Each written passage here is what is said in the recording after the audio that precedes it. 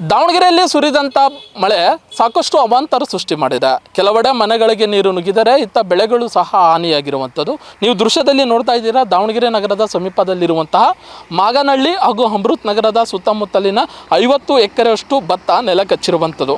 ಅಂದರೆ ಒಂದಿಲ್ಲದ ಒಂದು ಸಮಸ್ಯೆಗೆ ರೈತ ಅನುಭವಿಸುವಂತಹ ಪರಿಸ್ಥಿತಿ ನಿರ್ಮಾಣವಾಗಿರುತ್ತೆ. ಅಂದರೆ ಉತ್ತಮವಾದಂಥ ಬೆಳೆ ಇದ್ದಾಗ ಆ ರೈತನಿಗೆ ಬೆಲೆ ಸಿಗುವುದಿಲ್ಲ, ಬೆಲೆ ಇದ್ದಾಗ ಉತ್ತಮವಾದಂಥ ಬೆಳೆ ಸಹ ಸಿಗುವುದಿಲ್ಲ. ಇದರ ಜೊತೆಗೆ ಮಳೆ ಮತ್ತು ಔಷಧಿ ಕೊರತೆ, ಹುಳುಗಳ ಕಾಟದಿಂದ ರೈತ ಒಂದಿಲ್ಲದ ಒಂದು ಸಮಸ್ಯೆ ಎದುರಿಸ್ತಾನೆ. ಅದೇ ರೀತಿ ಈಗ ಈ 2-3 ದಿನದಿಂದ ಸುರಿದಂಥ ಮಳೆ ರೈತನ ಜೀವನಕ್ಕೆ ಒಂದು ಆಸರೆಯಾಗಿದ್ದಂಥ ಭತ್ತ ಈಗ ನೆಲಕಚ್ಚಿ ರೈತ ಕಣ್ಣೀರಿನಲ್ಲಿ ಕೈ ತೊಳೆಯುವಂಥ ಪರಿಸ್ಥಿತಿ ಸಹ ನಿರ್ಮಾಣವಾಗಿರುವಂಥದ್ದು.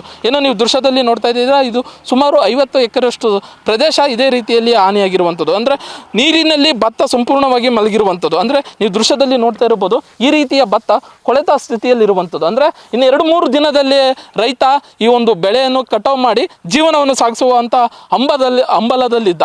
ಆದರೆ ಕಳೆದ 2-3 ದಿನದಿಂದ ಸುರಿದಂಥ ಮಳೆ ರೈತನ ಕಣ್ಣೀರಿಗೆ ಕಾರಣವಾಗಿರುವಂಥದ್ದು. ಅಂದರೆ ಕೈಗೆ ಬಂದ ತುತ್ತು ಬಾಯಿಗೆ ಬರದಂತಾಗಿರುವಂಥ ಪರಿಸ್ಥಿತಿ ಸಹ ನಿರ್ಮಾಣವಾಗಿರುವಂಥದ್ದು. ಅಂದರೆ ಸಾಕಷ್ಟು ಸಾಲ ಸೋಲ ಮಾಡಿ, ಅಂದರೆ ಎಲ್ಲೋ ಬಡ್ಡಿಯಿಂದ ದುಡ್ಡು ತಂದು ಈ ಒಂದು ಬೆಳೆಯನ್ನು ಬೆಳೆದಿರ್ತಾನೆ ರೈತ. ಆದರೆ ಬೆಳೆ ಬೆಳೆದಂತಹ ಪ್ರದೇಶ ಇದೀಗ ಸಂಪೂರ್ಣವಾಗಿ ನೀರಿನಲ್ಲಿ ಮುಳುಗಿ ಹೋಗಿರುವುದು ಸಂಕಷ್ಟದ ಎದುರಿಸುವಂಥ ಪರಿಸ್ಥಿತಿಯಲ್ಲಿ ರೈತ ಮುಂದುವರಿರುವಂಥದ್ದು. ನಮ್ಮ ಜೊತೆಗೆ ಇಲ್ಲಿನ ರೈತರಿದ್ದಾರೆ, ಮಾತಾಡ್ಸೋಣ, ಏನು ಹೇಳ್ತಾರೆ ಅಂತ ಕೇಳೋಣ. ಸರ್, ಏನಾಗಿದೆ ಭತ್ತ ಈಗ, ಯಾಕೆ ಹಿಂಗಾಗಿದೆ? 3 ದಿನಗಳಿಂದ ಸತತವಾಗಿ ಮಳೆ ಬರ್ತಾ ಇರೋದ್ರಿಂದ ಈಗ ಬೆಳೆಗೆ ಕಟಾವಿಗೆ ಬಂದಂಥ ಭತ್ತ ಏನಿದೆ ಪೂರ್ತಿ ನೆಲ ಕಚ್ಚಿ ಹೋಗಿದೆ. ಈಗ ರೈತ 6 ತಿಂಗಳಂತ ಬೆಳೆದ ಬೆಳೆ ಕೈ ಸಿಗದಂಗಾಗಿದೆ. ಭಾಳ ಸಂಕಷ್ಟಕ್ಕೀಡಾಗಿದ್ದಾನೆ ರೈತ. ಬಟ್ ಕೇಳ್ತಕ್ಕಂಥವ್ರು ಯಾರೂ ಇಲ್ಲ. ರೈತ ಈ ದೇಶದ ಬೆನ್ನೆಲುಬು ಅಂತ ಕರೀತಾರೆ. ಬಟ್ ರೈತರ ಬಗ್ಗೆ ಯಾರೂ ಕೂಡ ಕಾಳಜಿಯನ್ನು ವಹಿಸ್ತಾ ಇಲ್ಲ.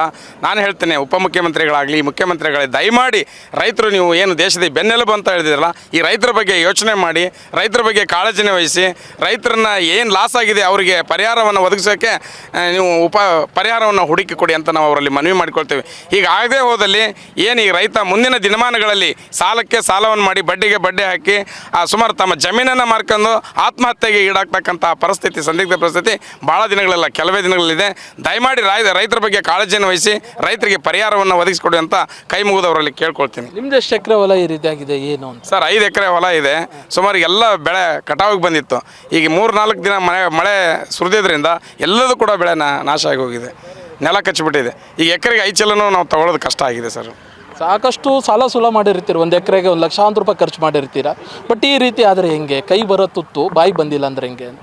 ಏನು ಮಾಡೋಕ್ಕಾಗಲ್ಲ ಸರ್. ಈಗ ಮತ್ತು ನಾವು ಸುಮ್ಮನೆ ಸಾಲ ಮಾಡಿ ಹಾಕಿ ಮತ್ತು ನಾವು ಇನ್ನೊಬ್ಬರ ಹತ್ರ ಇಸ್ಕೊಂಬಂದು ಈಗ ಲಾಸ್ಟಿಗೆ ಅವರಿಗೆ ಮನ್ಯಾಗ ಕೊಡೋದಾಗ್ಲದ ನೇಣಾಕ್ಯಂದು, ಇಲ್ಲಾಂದರೆ ಏನಾರ ಮಾಡ್ಬೇಕಾಯ್ಕೆಂದಿರುತ್ತೆ. ಈಗ ಮುಂದೆ ನೀವೇ ನೋಡ್ಕೊಂಡು ಒಂದು ಸ್ವಲ್ಪ ಇದು ಮಾಡಿಕೊಟ್ರೆ ನಾವು ಏನಾರ ರೈತರು ಬಚಾವ ಕವಿ, ಇಲ್ಲ ಅಂದರೆ ಹಿಂಗೆ ಆಗ್ತಾ ಹೋದರೆ ನಾವು ಮನೆ ಮಠ ಎಲ್ಲ ಮಾರ್ಕೊಂಡು ಬೀದಿ ಬರ್ಬೇಕಾಗತ್ತೆ ರೀ. ಸರ್ಕಾರನ ಉತ್ತರ ಕೊಡ್ಬೇಕು. ಎಲ್ಲ ರೈತರು ಇದೇ ಥರ ತೊಂದರೆ ಆಗೈತಿ, ಆ ಥರ ಎಲ್ಲರಿಗೆ ತೊಂದರೆ ಆಗೈತಿ. ಹಾಗಾಗಿ ಎಲ್ಲ ರೈತರಿಗೆ ಒಳ್ಳೇದಾಗಲಿ, ಈ ಥರ ಎಲ್ಲ ಕಷ್ಟ ಆಗಿರ್ತೀವಿ ಮಾಡಿಕೊಡ್ರಿ ಎಲ್ಲರೂ ಅಂತ ಕೇಳ್ತಾ ಇದ್ದಾರೆ. ಎಷ್ಟು ಎಕರೆ ಈ ರೀತಿ ಆಗಿದೆ ಇಲ್ಲಿ ಅಂತ? ಭಾಳ ಆಗೈತೆ ರೀ, ಸುಮಾರು ಒಂದು 100-150 ಎಕರೆ ಈಗ ಆಗೈತಿ ಮಗಾಳಿ ಭಾಗದಾಗ.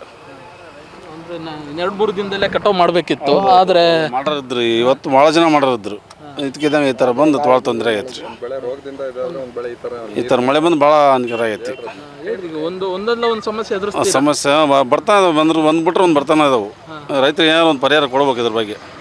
ಇದು ಇಲ್ಲಿನ ರೈತರ ಒಂದು ಮಾತಾಗಿರುವಂಥದ್ದು. ಅಂದರೆ ಕೈಗೆ ಬಂದ ತುತ್ತು ಬಾಯಿಗೆ ಬರದಂತಾಗಿರುವಂಥದ್ದು. ಅಂದರೆ ಸಾಲ ಸೂಲ ಮಾಡಿ ಬೆಳೆದಂಥ ಬೆಲೆ ಈಗ ನಮಗೆ ಬೆಳೆ ಕೈಗೆ ಬಂದಿಲ್ಲ, ಅಂದರೆ ಕಣ್ಣೀರಿನಲ್ಲಿ ನಾವು ಕೈ ತೊಳೆಯುವಂಥ ಪರಿಸ್ಥಿತಿ ನಿರ್ಮಾಣವಾಗಿದೆ ಎಂಬುದು ಇಲ್ಲಿನ ರೈತರ ಮಾತಾಗಿರುವಂಥದ್ದು. ಕ್ಯಾಮ್ರಾ ಪರ್ಸನ್ ರಾಕೇಶ್ ಜೊತೆ ಅಣ್ಣೇಶ್, ಒಂದು ಕನ್ನಡ ನ್ಯೂಸ್, ದಾವಣಗೆರೆ.